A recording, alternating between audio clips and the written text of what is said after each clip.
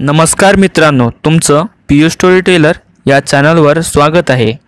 जर तुम्ही आमच्या चॅनलवर नवीन असाल तर चॅनलला सबस्क्राइब करायचं विसरू नका आणि समोरचं बेल आयकॉन आहे त्याला प्रेस करून नोटिफिकेशन ऑल करायला विसरू नका।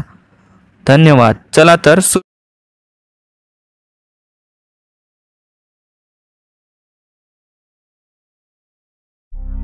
खिडकीपाशी उभं राहून वापाडत्या काफीचा आस्वाद घेत होते।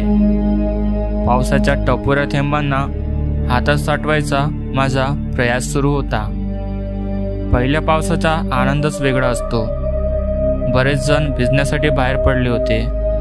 कोणी कार, टू व्हीलर घेऊन तर कोणी नुकतेच छत्री न घेता आपापल्या मुलांना घेऊन भिजत होते। सर्वत्र हृदयगंध पसरला होता। तो उरात साठवून घेत असतानाच माझ्या मनात एक आठवण दाटून आली आणि त्या सरशी अंगावर सरसरून काटा आला। एक अनामिक भीती मनात दाटून आली। आजवर इतके पावसाळे आले आणि गेले, पण त्या पावसाळी संध्याकाळची आठवण ती 30 मिनिटं मनातून जाता जात नाही। एखादी गोष्ट आपण मनातून काढून टाकण्याचा जितना प्रयत्न करतो तितकीच गोष्ट मुद्दामून आपणास पुन्हा पुन्हा आठवत राहते।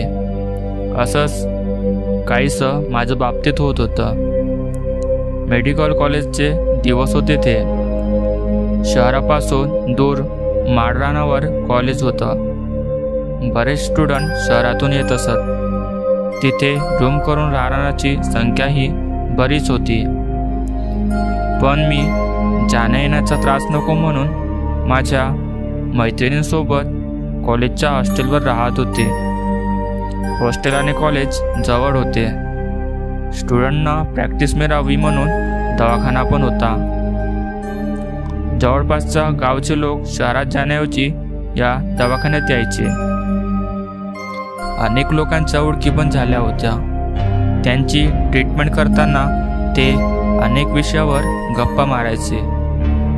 घरच्या भांडणांपासून ते मुलीच्या लग्नात सासरच्यांनी कसा त्रास दिला यापर्यंत।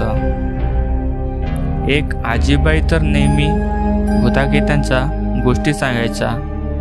एकदा त्या आजीबाईंच्या हातातला खुरपा लागल्यामुळे जखम झाली म्हणून ती दवाखान्यात आली होती आणि नेमकी मी त्यावेळी तिथे हजर होते। सर मला स्विचेस कसे घालायचे हे एका पेशंटला स्विचेस घालताना समजावत होते। सरांना काही काम आल्यामुळे ते निघून गेले आणि त्या आजीबाईंना तपासण्याची जबाबदारी माझ्यावर आली। मी त्यांना जवळ बसवले, जखम बघितली। जरा जास्तच लागलं होतं त्यांना। 1-2 स्विचेस तरी नक्की बसले असते। त्यांची जखम स्वच्छ केली। त्यांना दुखत होतं। त्यांचे मन वळवायला म्हणून मी त्यांच्याशी गप्पा मारायला सुरुवात केली। इकडचं तिकडचं बोलत त्यांनी सुरुवात केली। बोलता बोलता म्हणाल्या, पोरी, त्या शहराकडच्या रस्त्यांना जाताना एकली दुखली जाऊ नका सांजचं। त्या रस्त्यावर नेहमी गाड्यांची गर्दी असते। लयदा गाड्या ठोकरतात तिथं। एका पोराचा जीव बी गेलाय आणि आवाज पुनवला तो तिथे दिसतो बी म्हण। त्यांना मी असं काही नसतं हो बाई म्हणून समजावण्याचा प्रयत्न केला, पण त्यांचं आपलं सुरू होतं। बऱ्याच अशा गोष्टी त्यांनी मला ऐकवल्या। मी आपलं हो हो करत त्यांचे स्विचेस पूर्ण केले। गप्पांच्या नादात त्यांना दुखणं विसरल्या आणि वरती मलाच गुणाची डॉक्टरीनबाई होणार बघ तू म्हणून आशीर्वाद देऊन गेल्या। मी माझ्या मैत्रिणींना हा किस्सा सांगितला। त्यांनी पण एवढं मनावर घेतलं नाही। असेल काहीतरी म्हणून सोडून दिलं। परीक्षा जवळ आल्याने आम्ही अभ्यासाला लागलो होतो। रोज क्लास, प्रॅक्टिकल स्टडी असं रुटीन सुरू होतं। परीक्षा सुरू झाल्या आणि संपल्या। ते माझं शेवटचं वर्ष होतं। परीक्षा झाली। मी पुन्हा मुंबईला पुनर जाणार होते। परत या शहराची माझा काही संबंध येईल की नाही हे सांगता येत नव्हतं। म्हणून आहे तोपर्यंत इथली काही पर्यटन स्थळे बघून घ्यावीत असा विचार केला. बऱ्याच जणी सेंडऑफ झाल्यावर आपापल्या गावी निघून गेल्या होत्या. आम्ही 4-5 जणींनी थोडं फिरून मग घरी जाऊ असा विचार करून त्या ठिकाणच्या पर्यटन स्थळांना भेटी द्यायचे ठरवले. त्याप्रमाणे भटकंतीसाठी निघालो. तिकडचे मंदिर, नदीकिनारी, टेकडीवर सूर्यास्त सगळं बघून झालं. हॉस्टेलवर जाण्यासाठी निघालो. पण जाताना प्रॉब्लेम असा झाला की अचानक वादळ सुरू झाले. मे महिन्याचे दिवस होते. वडिवाच्या पावसाला सुरुवात होत होती. नेहमीच्या बसस्टॉपवर बस नव्हती. मिळेल त्या खाजगी वाहनाने आपण रूमवर जाऊ असा विचार करून आम्ही एका जीपला हात केला. त्या जीपमध्ये 4 सीटची जागा शिल्लक होती. आम्ही चौघी बसलो. पण अचानक एका वळणावर जीप बंद पडली. पेट्रोल संपलं होतं. तिथून पुढे 4 जणांशिवाय पर्याय नव्हता. अर्ध्या तासाच्या अंतरावर हॉस्टेल होतं. दिवसभर फिरल्यामुळे पाय उचलत नव्हते, पण पर्याय नव्हता. अंधारून आलं होतं आणि सोबत विजा पण चमकत होत्या. सोसाट्याचा वारा पण सुटला होता. पावसाचा नेम नव्हता कधीही बरसला असता. एकमेकींचा हात धरून आम्ही निघालो होतो. इतक्यात मागून एक बाईक आली. आमच्या सरांची होती. त्यांनी बाईक थांबवली आणि कोणीतरी दोघे बसा म्हणाले. बाकीच्या दोघींना बसवून मी आणि अजून एक मैत्रीण चालत निघालो. आता आम्ही दोघींना जरा भीती वाटत होती म्हणून पटापटा पाय उचलत होतो. इतक्यात माझा पाय मुरगळला. मी तिथेच खाली बसले. माझ्या सोबतची मैत्रीण पण थांबली. मी तिला म्हणाले, तू पुढे जा आणि सरांना बाईक घेऊन यायला सांग. ती गेली, पण मला एकटीला खूप भीती वाटू लागली. तिला उगाच पुढे पाठवले असे वाटू लागले. मी तशीच उठून खुरडत चालू लागले. रातकिड्यांचा आवाज येऊ लागला. मला अजून भीती वाटू लागली. कोणीतरी सोबत असावं असं वाटू लागलं. काही अंतर चालून गेले. पावसाचे टपोर थेंब पडायला सुरुवात होत होती.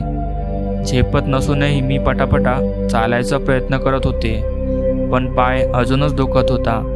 एवढ्यात पुढे कोणीतरी उभे असल्याची जाणीव मला झाली. जवळ जाऊन बघते तर मी जिला स्विचेस घातले होते ती आजीबाई उभी होती. तिला बघून हायसे वाटले. मला बघून ती म्हणाली, पोरी, तिने सांजेचे या रस्त्याला एकली कशा फिरतेस? जागा चांगली नाही ही. मी तिला सांगितलं, आम्ही 4 जणी फिरायला गेलो होतो. येताना गाडी बंद पडली. बाकीच्यांना सरांनी नेलं आणि पाय बुडगडला म्हणून एकीला पुढं पाठवले बाईक आणायला. ती म्हणाली, चल मी तुझ्या सोबत येतो. एरबी बडबडणारी आजी आज काही बोलत नव्हती, गप्प होती. मलाही लवकर पोचलायचे असल्याने मी लक्ष दिले नाही आणि अंधार असल्याने ती मला नीट दिसतही नव्हती. तिच्यासोबत मी हॉस्टेलपर्यंत आले. गेटच्या आत येताना मागे पाहिले तर ती आजीबाई नव्हती. मला वाटलं गेली असेल पुढे निघून. तिलाही पावसाच्या आधी घरी पोचायची घाई असेल. रूमवर गेले तर तिथे कोणीच नव्हतं. दवाखान्यात जाऊन पायाला मलम लावून घ्यावं म्हणून तिथे गेले तर माझ्या 3 मैत्रिणी तिथे होत्या. मला बघून त्या जवळ आल्या. कशी आलीस म्हणाल्या. मी सांगितलं, त्या आजीबाई वाटेत सोबत मिळाला त्यांच्यासोबत आले. तर त्या एकमेकांकडे बघू लागल्या. मी म्हणाला, काय झालं? तुम्ही बाईक घेऊन येणार होतात ना, का आला नाही? त्या होत्या म्हणून मी इथपर्यंत आले, नाहीतर कसे आले असते? एक मैत्रीण म्हणाली, अगं तू काय बोलतेस? कोणत्या आजीबाई? तुला आणण्यासाठी सर येणार होते, पण सरांना एक इमर्जन्सी आली.